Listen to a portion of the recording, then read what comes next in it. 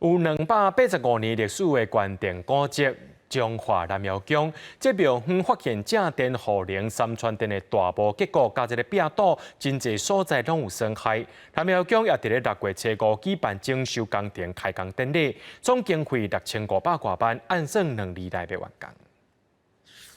手举清香，信心拜拜，这是有285年历史的关电古迹中华南窑宫，因为年久月深。庙里的插头结构，佮有壁堵、剪梁，拢损害严重。去年中，文化部罗南会勘通过修复工程的补助申请，伫6月初5举办开工典礼。的确，这200多年的历史里头啊，这10-20年来，因为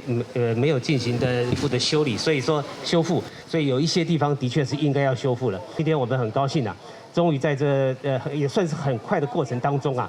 今天能够开工啊，这是非常不容易的。修复工程会针对正电、护陵加三串电来做结构加强，包括解决厝顶漏水、白遐，也佮有插条必开的问题。其实上困难的部分哦，是这个正电，咱知影迄个电筋柱边啊吼，有开始一寡裂缝，所以这裂缝的物件爱先淡只甲修理也好，无咱马祖婆住伫内底吼，伊嘛无啥欢喜啊吼。